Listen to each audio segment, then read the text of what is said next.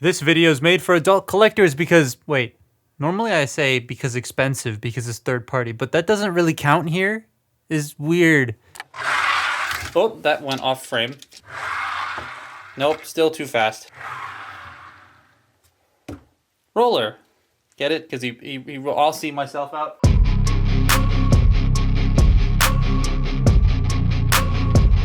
So, third party, right? Generally known as being the more expensive option when it comes to collecting Transformers. Because if you have stuff like this, and this, and this, god damn. So, when this cropped up for 35 bucks US, I was like, okay, this is probably gonna suck. But then it came in and I was so goddamn surprised when I messed with it for the first time. Because, like, it's making my brain hurt. I can't figure out where they cut the costs, and it hurts my brain. This is so much cheaper than this, and we all know what happened to this. So this was provided to me by TF Safari. They have a wide range of third-party and knockoff stuff, and sometimes official stuff. They still have SS102 up there for a little bit more than its retail price, but we're just gonna, gloss over that. They do have the KO though I don't know if that's the best option now because it seems to be breaking immediately. But anyways, they have this guy on a small sale right now, which is nice, and loads of other stuff too.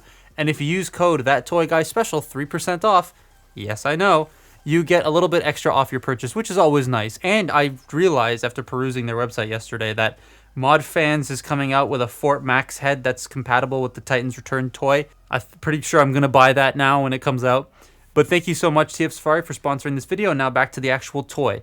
So what's the catch? What makes this so cheap? Is it the materials? No. It has die cast in the lower body to keep it stable, and the plastic feels nice and durable and thick. A bit third-party sharp, which is annoying, but it doesn't feel brittle by any means. Is it the paint? No. What is painted is done very cleanly with a very durable paint. It doesn't feel like waxy like some other third-party toys can because they're trying to cut costs. Is it the engineering? No. As you'll see during the transformation, it has about as much engineering as New Age David or a modern Hasbro leader for its size. Is it the accessories? Also no.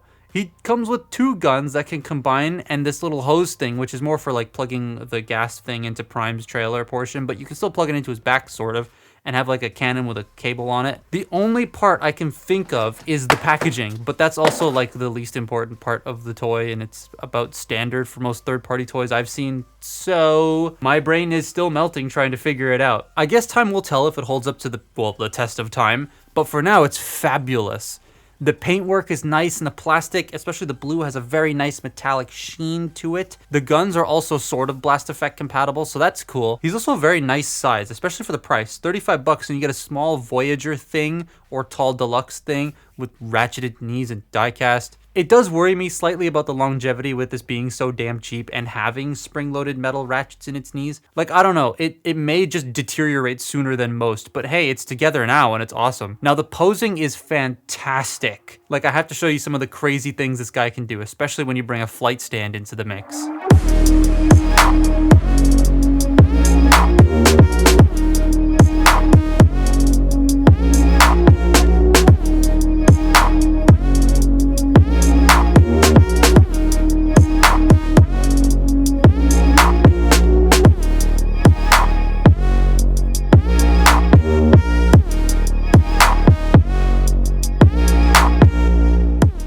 Alright, this thing actually why do I always start this with alright? That just kind of sounds dumb. Anyways, this dude has a lot more than you might expect in it. Like a lot more than your average deluxe. I don't have a modern deluxe. I have a leader. He has more articulation than this thing. Well, actually this is a bad example because of the ball jointed arm. He has more articulation than this thing. Who's in alt mode. Anyways, this being a tiny little $35, well it's not tiny, but a $35 toy, I was expecting it to just be okay. But the head is on a ball joint. You get a lot of nice range of motion there, rotation, tilt, up and down. I wish up was a little bit farther, but that's fine. Shoulders can do full 360. They can only go out about that far, just due to the way that they're designed. However, if you can somehow get your finger in there and move that panel up, you can get a little bit more out of it, which is nice. You do have a bicep rotation, you have double jointed elbows, The wrists can rotate. Now they do shift up and down, but that's just because they don't lock in at all. But, you know, if you do put a sword in his hand, it can make it a little bit nicer to, like, point the sword down. All out of focus, like, there you go. So, there is that. Now the torso. The torso can be out of focus. The torso can rotate. It can also tilt side to side and arc back and crunch forward a little bit because it's on a ball joint. I wasn't expecting that. Now the hips. The hips are a bit weird because of where this line is sculpted. Whenever you move the legs forward, they get caught in the hip skirt. So you have to move the hip skirt out of the way manually. It's fine. It's just weird. They go forward that far and then backwards. The hip skirt gets caught underneath the back of the leg. So you have to move that out of the way to move it. It's just you have to move these manually. That's all. But the leg can go back that far. It can go in and out. You do have a thigh rotation, though it is blocked when the leg is more straight down because of the sculpt. Kind of wish the cut was there at that line. That would have been nice. Listen to this.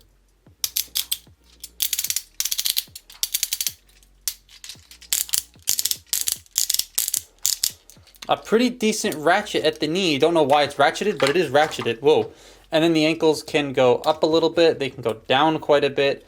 They have an ankle pivot as well. And then the heel can bend if you need extra support. So yeah, he is extremely posable for being a tiny little $35 third-party toy. Who's out of focus again? There we go. But I love posing it and transforming it. But like posing it with the two guns, oof, it's so nice to do. There's just a lot of variety. And then when you give him a melee weapon, it just makes it even better. I'm going to give him a mech tech weapon. Because why not? There you go. See? And his hands are 5mm. They're a little loose, the 5mm connections. So if you put something heavy in his hand like this, it does just come out. But if you put something not super heavy into his hand, it's fine. So, yeah, they're mostly 5mm. Yeah, he's cool. I like him. So the robot is fantastic, but the transformation, it's not your typical third-party transformation. It's actually very fun and enjoyable to do, except for one part. All right, now let's transform this man. So if you want like a reference as to how complex and engineered this is, I would probably compare it to, say, Override from, what's it called, from Velocitron, or maybe Blitzwing in Legacy. Like, it's not as complex as Blitzwing, but it's definitely a little bit more involved than Override. I'd say it's like in the middle of the two. But to start with, you want to get the top section done first. So you just take this section here, shift it down, unpeg these back red sections here and just bring them out like that. These are the only parts of the transformation that are weird, and I'll show you that in a minute.